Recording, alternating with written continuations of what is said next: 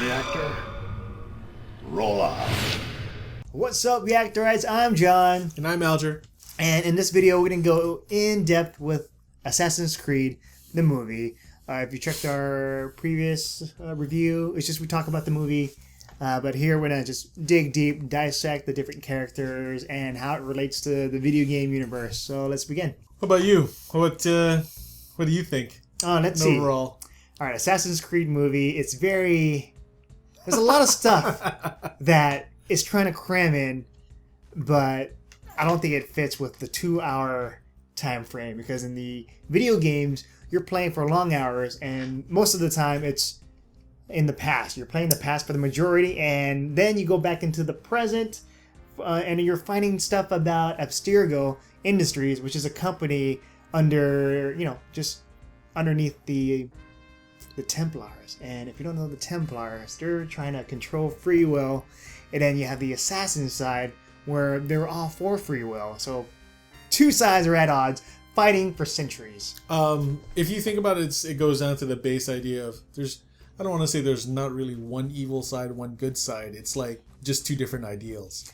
The Templars want to end freedom, free will. Yeah, they just want control and just... So that there's no more wars. In a way that's peace, correct? Yeah.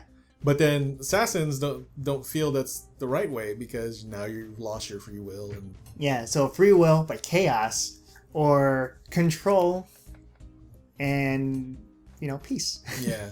This movie jumps immediately into that main, the MacGuffin of the Apple of Eden.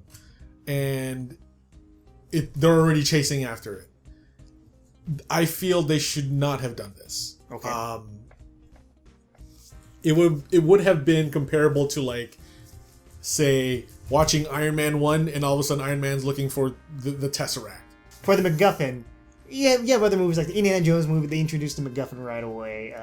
Like, here it is, we have to look for it. But it was the Apple of Eden is like one of the biggest ones. Yeah. We know it was introduced a little bit in the end of Assassin's Creed 1, mm-hmm. but again, that's a little different. It's a video game, and that thing was a huge... it's just overarching storylines looking for that damn thing. Yeah, I think it's okay if you have a certain focus, because the problem with this, the movie is going to the past and the present, all of this in 2 hours. So you have the introduction of Callum Lynch, a new character, mm-hmm. and he's very similar to Desmond Miles. And then you also have Alger, his ancestor back in the Spanish Inquisition, and they're competing against screen time, and the amount is different, because in the video games, the majority is the past. Exactly. And very small amount for the present. Here, it's a bigger amount for the present and very small portion for the past. And I'm sorry, go ahead. The past pretty much just focuses on action. There's like hardly any story. You're given a mission, like, oh, save this person, save the boy. Here you go. You try to take him out, and then lots of parkour scenes, lots of horse chases. It's basically those scenes are basically the main missions in say Assassin's Creed 1, 2, or what they're the main missions. They're the targets. Yeah. Okay. In the in the modern world, when it transfers to the modern world, they try to explain everything going on all around it, but they do it to the point where it sounds kind of hokey. It sounds hokey, and you don't care. Yeah. I hate to say that, but I was left with that feeling like, why I don't care why you're telling me this. No, it's kind of true, because in the movie, Callum Lynch's character, people in the movie, there are assassins that the Templars, aka Abstergo, they've been capturing these guys and trying to experiment on them, especially with the Animus, and they would try to contact Callum Lynch, because they're afraid that Callum Lynch is going to lead the Templars into the Apple of Eden. Yeah. So even Callum Lynch is like, what the fuck? You guys are crazy. Yeah. And and it's cool. That part was awesome. Yeah. I like that, because he's thrown into a situation where he doesn't know what the fuck people are talking about. Oh, yeah. Yeah. So they should have stuck with that line, that storyline. Instead of looking for the Apple of Eden, they should have stuck with a storyline with Callum trying to find out where the hell he is, and then getting that character development between him and all those other characters and all those other assassins in there with him, so you actually care about them later on in the movie, because they show them. I think they have a total of like 5 minutes, and you don't care who these characters are later on in the movie, and they're helping him. And it's weird too, because during the whole time he's like, "What's going on? You guys are nuts," and then all of a sudden at the end, the character, the mom, shows up. Yeah, and all of a sudden he's changing his mind, like, "Oh, it says, Mom, you're an assassin. Yeah, I guess I should be an assassin because I love you. Yeah, and now let's all join together. My other assassin brethren, who I've only met for a few seconds, let's all fight together." Yeah, I mean that was one of the big issues too. They showed the mom. One of the things in the beginning is he sees his mom get killed by his father. Yeah, immediately, like within the first 10 minutes of the movie. There's no development between his character and his mom. Yeah. I mean, maybe they're trying to just show that to you. Oh, they were close, but they were close via visual cinematography. Yeah. In which, by the way, the visuals in that movie were great. Oh yeah, the lighting was great. There are so many things that fans of Assassin's Creed would love. Every time there's like an eagle shot, and the eagle's just flying around the city, you're like, "This is cool." You know, he's about to synchronize and then just do the leap of faith. Yeah, they've done so many leap of faiths in that game. I mean, in the movie, it's pretty. It's actually, I got goosebumps whenever they did that. At least whenever they set up to do it. So yeah, I mean, again, the fans will love that. The fans will definitely love the Assassins. The reverse of the 1492 within the Animus and whatnot. Yeah. So it's for the people questioning, like, what year does the movie take place? So yeah, it's 1492, and that's in between the events of Assassin's Creed 2 and Assassin's Creed Brotherhood with Ezio Auditore. Yeah. So that's pretty cool. But we don't know anything about them. Yeah. Yeah, we don't really see them. They're doing their own thing in Italy. He's doing his own thing in Madrid, Spain. Yeah. Just remember, the assassins are all over the world, and because Ezio was born 1459. And then died 1520 something. Yeah. 12. He died later. He died. He was like 65 years old. Old man. Yeah. Did you like Fassbender as Callum Lynch? Was he believable to you? Okay. It's just not, his character's not fleshed out, and he has a lot of parallels with Desmond Miles. They're both assassins. They don't know Desmond Miles kind of knows about it, but he's running away from it. And Callum Lynch, he has no clue about the assassin lineage, and he the whole time he's upset about his dad, but his dad and mom, they're trying to, it's all about the creed, protect the creed, and that's what they did. But in his eyes, he sees that the dad kills the mom, and he hates the dad. But this was all for a greater good, for the assassin cause, for freedom and all that. And I wish there was more time to flesh out and more screen time with him hanging out with his mom, so that when his mom shows up later as like an image, we would care about the character. Like I want to care about the mom, and then we only see bits and pieces of the dad later, because it turns out he was captured by Abstergo, and since we had so little screen time, I didn't care about it. Yeah. Yeah.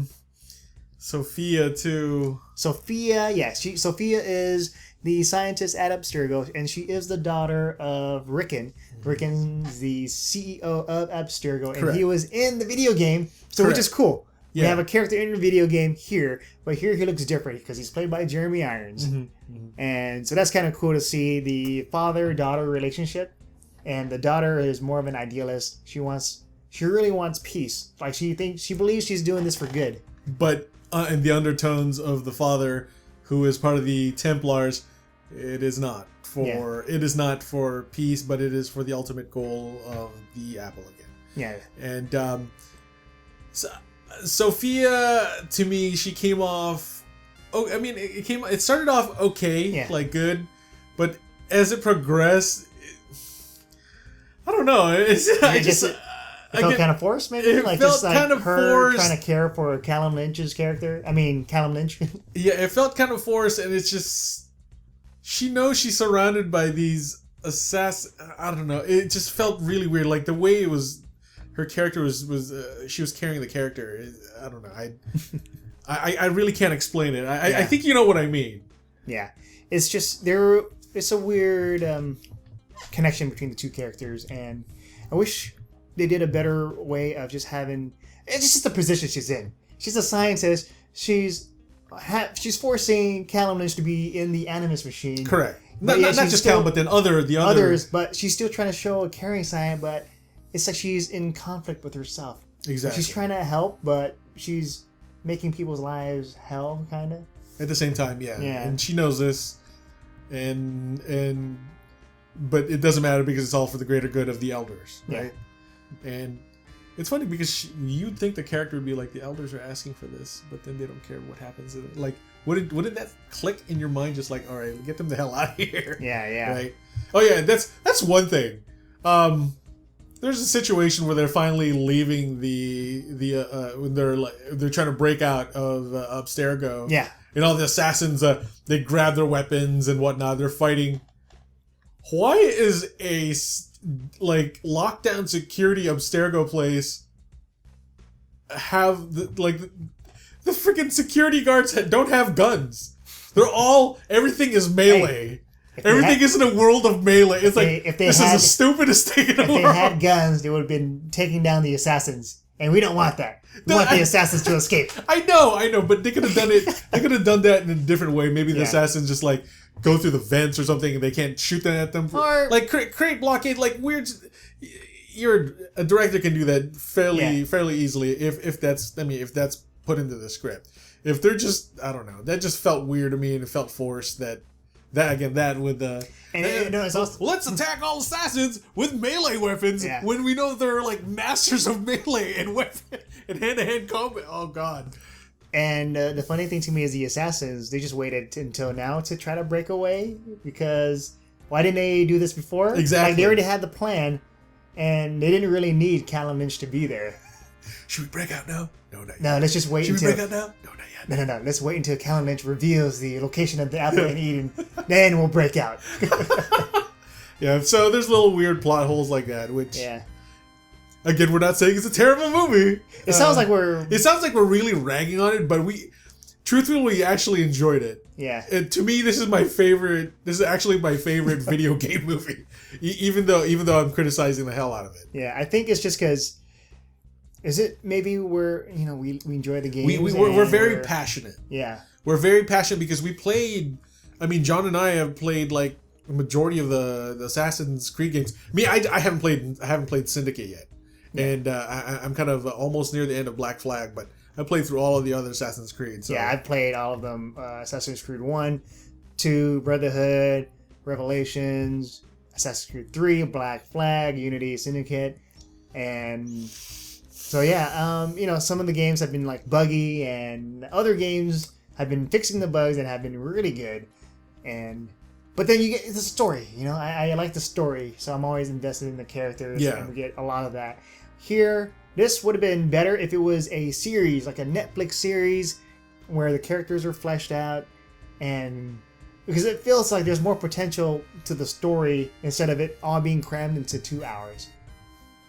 And I'm just sad that the Spanish Inquisition part, there really isn't hardly any story, because Aguilar, he's just after to protect the Apple of Eden, and that's pretty much it, because we see the part where he's just rescuing the kid, and then the part where they're about to be killed and they escape, and then the third part where they're protecting the Apple of Eden, and that's it. If they actually just made the movie just taking place in 1492...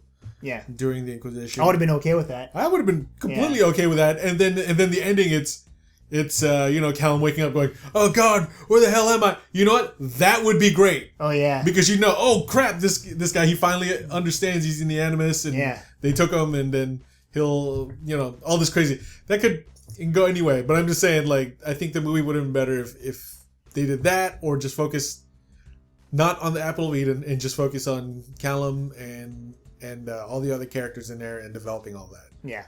And also developing his relationship with his mom, and as we said earlier, it's... So far, that's pretty much our thoughts on it.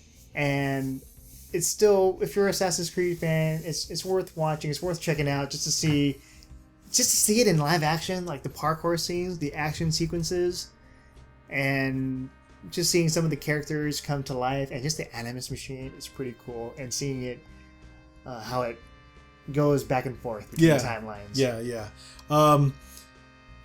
I do hope, and I really do hope that they pick up a second movie, or this transfers to Netflix. I really, really do. Yeah. They could do so much with the series. They could expand more from just Callum. I don't know if Fassbender is a Netflix kind of guy. Like if he's that kind of an actor. Well, a lot of Netflix shows, they've been getting these high caliber actors. Or, like, let's say they got Jude Law. Oh, they did have Kevin Spacey on. Or Kevin Spacey in House of Cards. That's true. Yeah, I think it'd be okay. But that, I guess that's a possibility. So, but I think that would be the best route. Yeah. If they do make a second movie, they really need to fix a lot of things. And try not to cram things together. Yeah. So yeah, that's our thoughts. And if you've seen the movie, let us know what your thoughts are on the comment section below. And if you enjoyed this video, please give it a like and support us by subscribing to our channel and visiting our Patreon page. With that said, I'm John. And I'm Alger. And we'll see you guys next time.